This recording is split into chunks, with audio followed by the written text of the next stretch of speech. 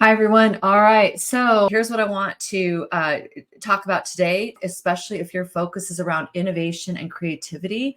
I know we have a lot of different people on the platform that are focusing on different things right now. We've got leadership, we've got innovation, we've got culture change, just general well being. We're even starting to have people on this platform who are talking about how they're using this for their parenting, how they're using this and working with their students and education.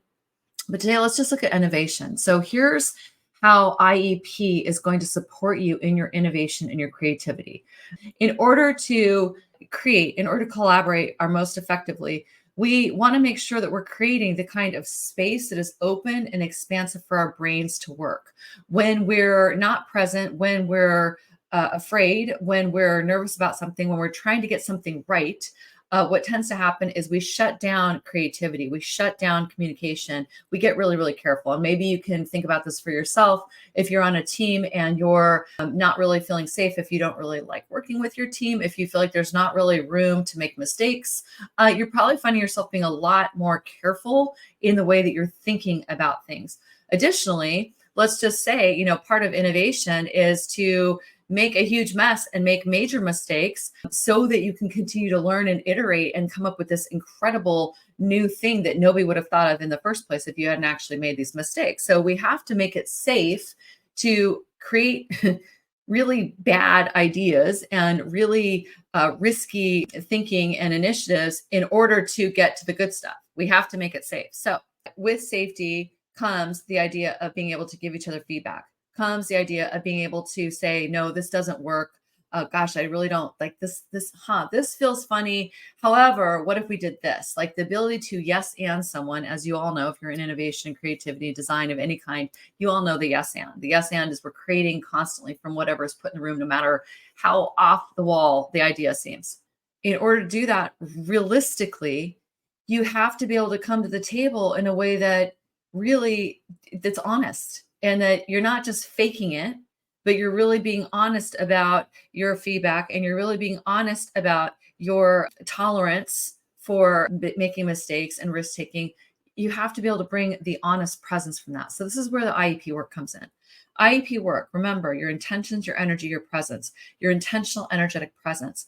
What we have found is that when teams, especially design teams, have agreements in place around how they're going to show up, the energy they're going to bring into the room, the energy they're going to bring into their design spaces, the energy they're going to bring into their feedback. When they have agreements around being intentional and thoughtful about that feedback, when they have agreements around not being intentional and thoughtful, but being able to just throw stuff out there, have it completely not land and let that be okay. When we have agreements around that, it opens up more freedom. When we have agreements around what does it mean to actually create psychological safety, what does this team actually need in place to do our best thinking? When we have those agreements in place, we start to open up the ability for teams to communicate more honestly and more effectively. So, IEP, your intentions, your energy, your presence before you're going into any design space, into any conversation, into really any conversation. But since we're talking about innovation and creativity, let's stay here. But before you're going into any of those, you're making sure your intention is really, really clean and clear.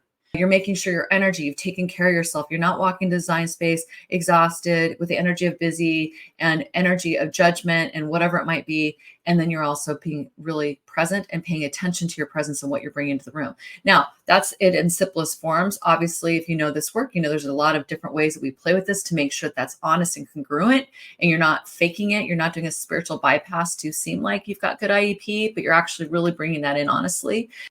Remember, there's the individual IEP, but then there's the team IEP. So for you as an individual, you're going in with all those things in place. But for you as a team, you can do the IEP work together before you're doing any kind of design project, whether it's a long-term project or it's just a short conversation that you're having.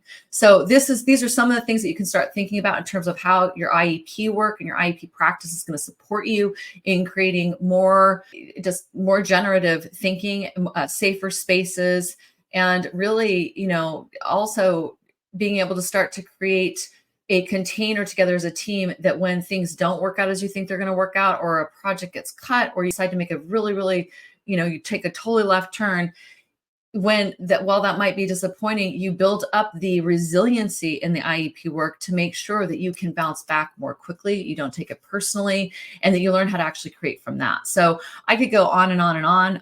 I do go on and on and on about this in the platform and in our courses, but the invitation to you is to start to look at what is your personal IEP and what is the team IEP in your design, innovation, creativity spaces. Good places to start. If you want to get going right now, just go do the Introduction to IEP Method self-study course. That's going to take you under 2 hours. I actually have examples of sheets in there, the IEP sheet and how do you create intentional impact. We actually have examples in there for team conversations, team feedback, agreements, et cetera, et cetera. So if you have more questions and this is interesting to you, leave me a comment with what you're bumping up against. I'm actually want to do a learning lab around innovation, creativity, specifically with this and how do you open that up. So if that's interesting to you, leave me a comment below and we will see if that's something we can do this quarter. All right, that should give you some good stuff to think about. Have a beautiful, beautiful, beautiful day. And thank you as always. We've got some really exciting things coming up this next couple of quarters, actually. We always have exciting things coming up for all of you. And we're really excited to see you in the next session. Okay, take care.